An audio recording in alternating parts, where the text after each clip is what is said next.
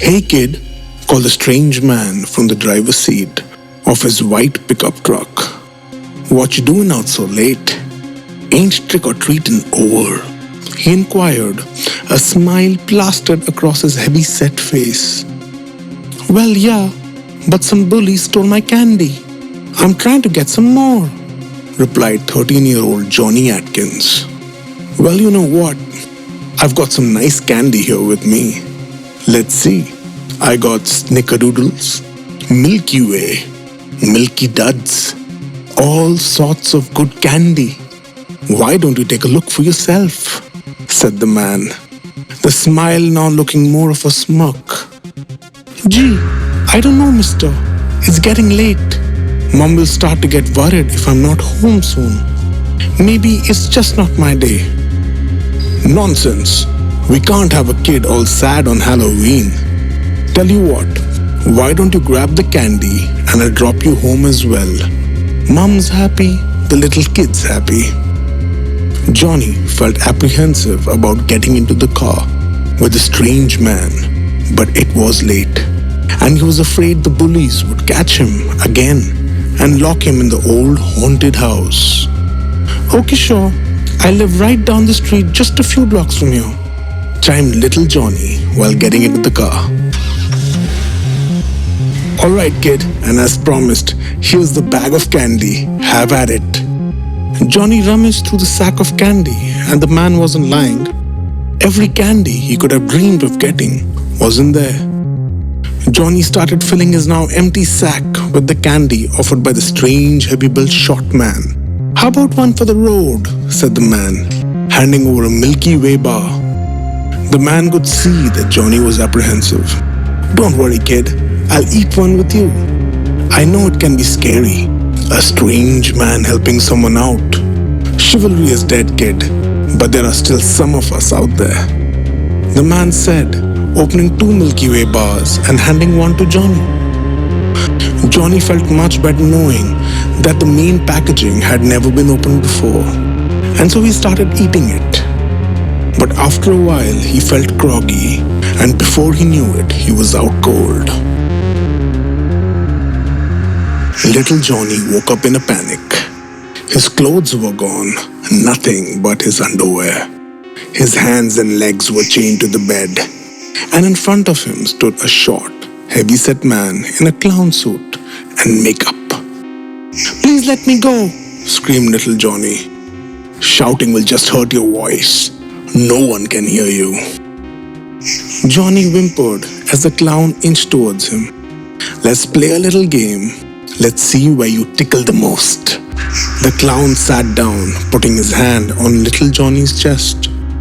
"Please let me go." Johnny started crying. "Not yet.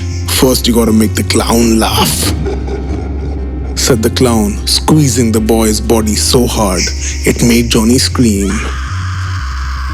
Just as Johnny let out a scream, something hit the clown on the head. "Ah!" the clown yelled. "Who the hell is there? Show yourself!" But no one did. The clown got back to his work, his hands wandering over Johnny's body. "Let me go!" Johnny screamed with fervor, and just as he did, tools from the walls rose up in the sky. "What in the hell is happening here?" exclaimed the clown, bewildered. "You will let me go!" screamed Johnny. The tools, knives, scissors, shovels, and the like raining down on the clown as he fell whimpering. "You will not hurt me anymore." The entire floor started shaking as the ceiling gave way and collapsed on the clown, burying him. Little Johnny's restraints too broke, and he ran out the only opening he could see, the one in the ceiling. He was in the hallway of an old house. He ran to the front door and escaped outside. The clown lay beneath in a pool of blood, crushed under the weight of concrete and bricks.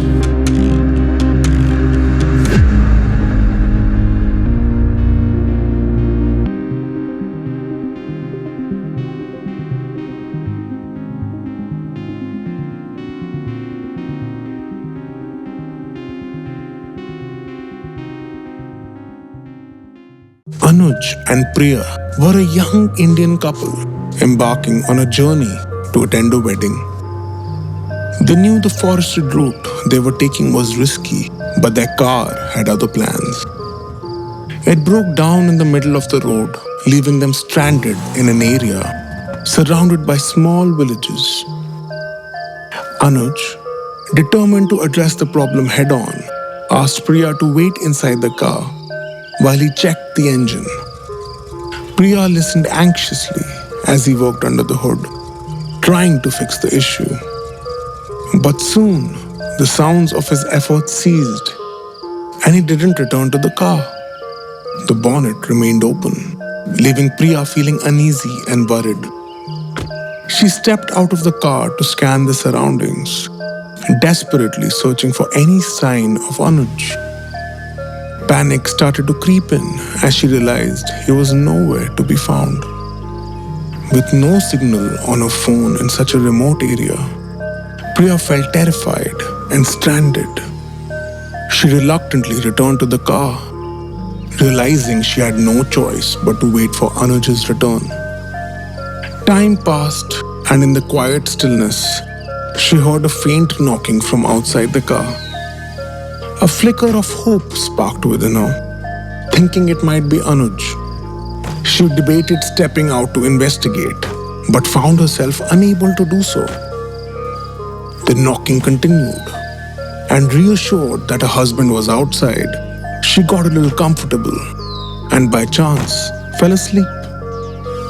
She woke up soon, and it seemed to be the crack of dawn. She noticed that the bonnet of the car was still up and the knocking had become louder and louder. Instead of the engine, though, it was coming from the roof. The knocking was really loud, and she started feeling a little scared. Around the car, she noticed that a mob of villagers was standing by.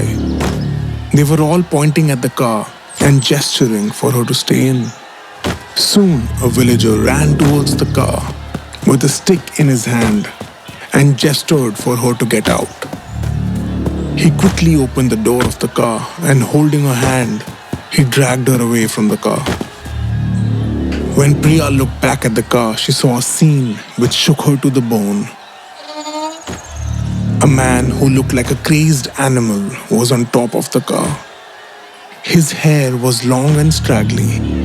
He looked like he hadn't had a bath in days. And he wore a torn prisoner's uniform. In his hand, he was holding Anuj's severed head and bashing it repeatedly on the top of the car. A little away from the car lay Anuj's body with no head, blood gushing out into the leaves. The bashing of the head against the car continued, more violent and frenzied with each passing second. As Priya lost consciousness in shock, she could hear police sirens approaching in the distance.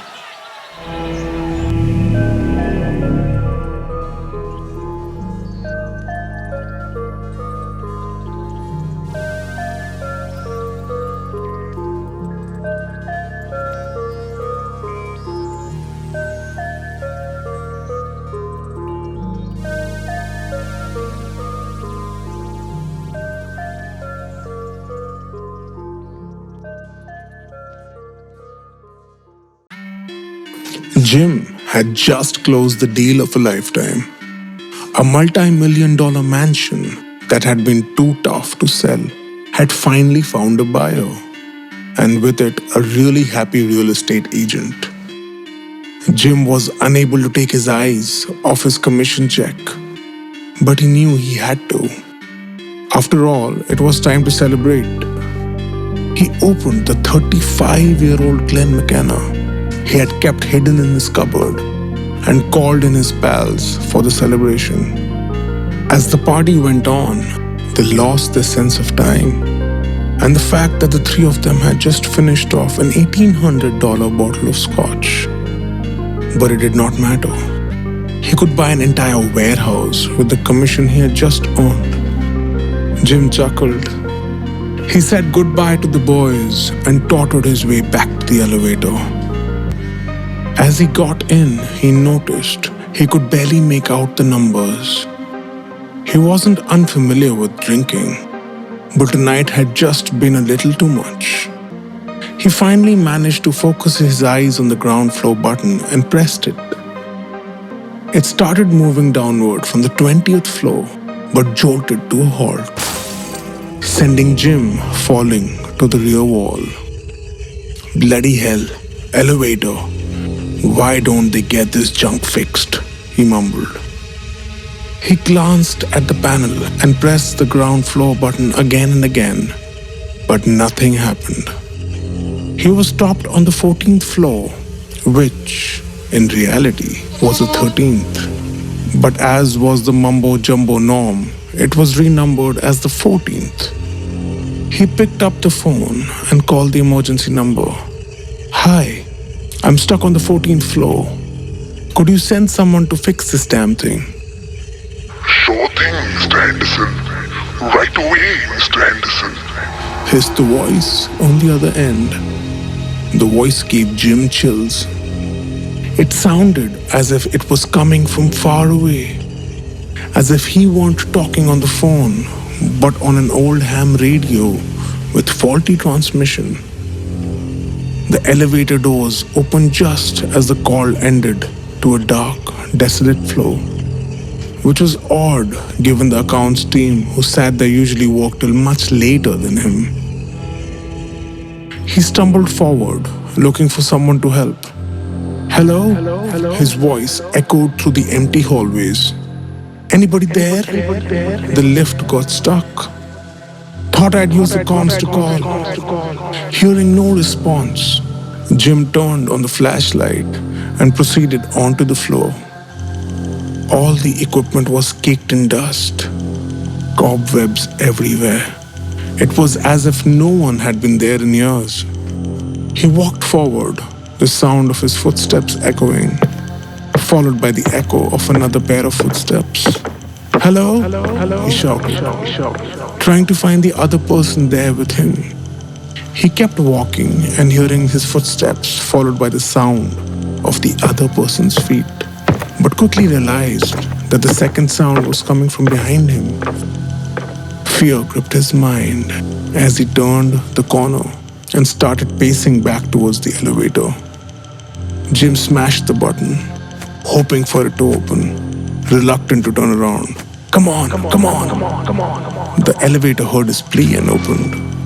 He stepped inside and turned to face a woman in a white dress with skin that had turned grey.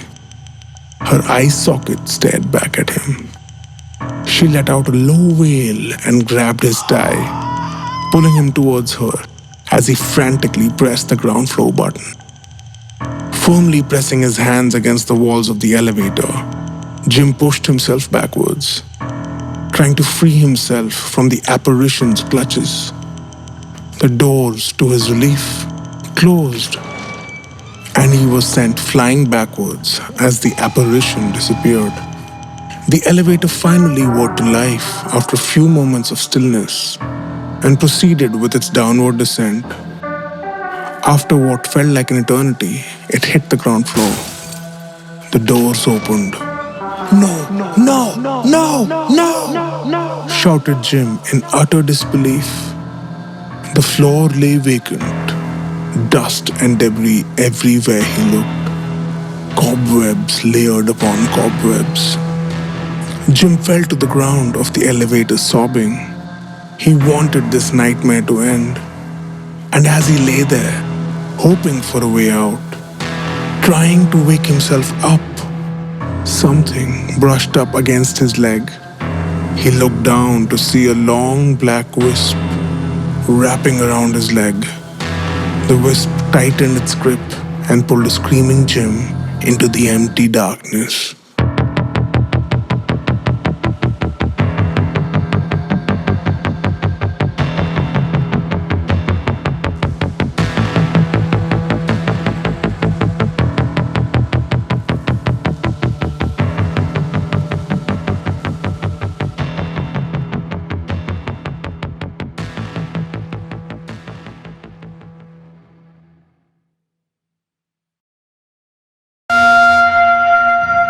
Henderson family had been dreaming of moving to the countryside for years, wanting to escape the chaos and stress of city life.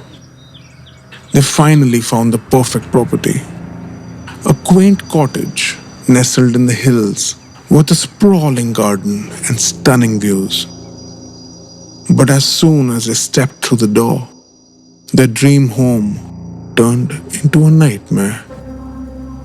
At first, it was just a snake here and there, slithering across the floor or coiled up in a corner.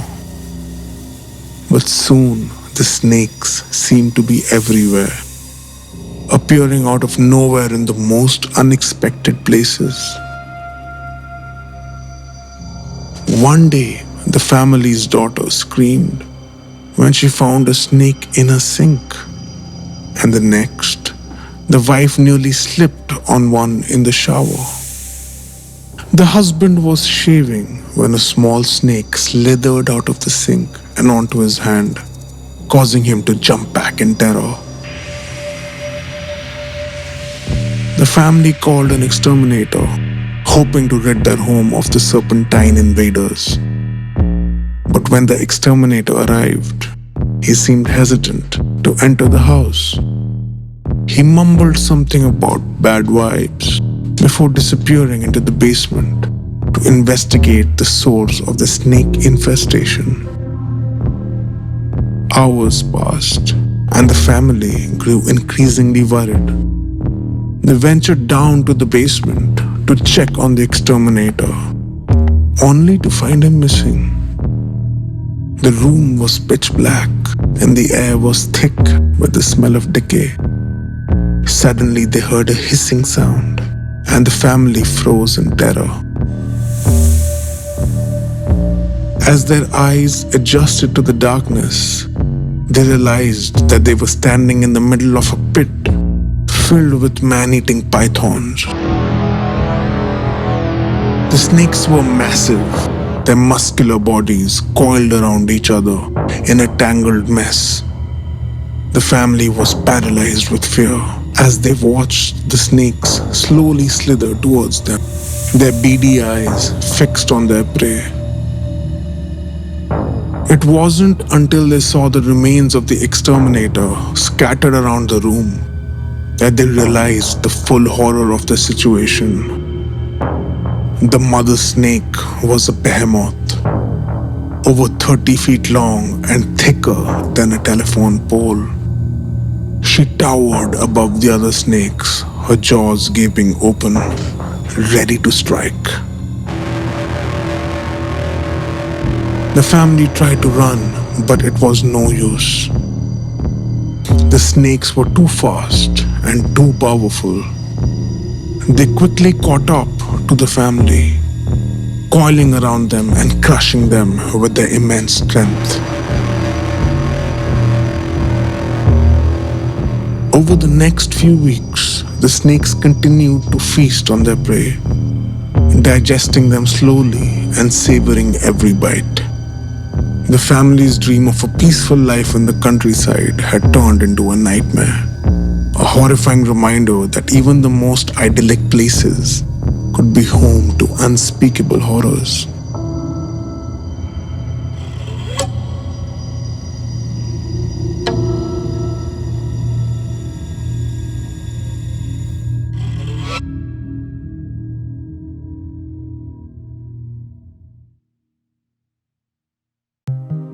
Arun had been suffering for over a week. Despite all the help from the doctors, he had not gotten any better and spent most of every night coughing. The sisters at the hostel were very worried and prayed for him every night. But all the prayers and medicines did nothing but ensure that the boy didn't suffer during his last moments. One night, while asleep in the hostel bed, Arun took a slumber, one that he would not wake up from. There was a prayer meeting for him the next day as his room was cleared out, the bed sheets taken by the laundryman, washed and ironed to be given to someone else, On the next laundry day, Saturday came, a week since Arun's passing, and it was laundry day again. All the boys gathered in front of the laundryman's room, their sheets and pillowcases neatly folded to be given for washing. The same were to be collected that evening. The children, having collected their linen, made their way back to their rooms and neatly made their bed, as had been taught to them by Sister Martha. Yogesh had also just made his bed when he felt a cold wind blow at the base of his neck. He turned around, but no one was in sight.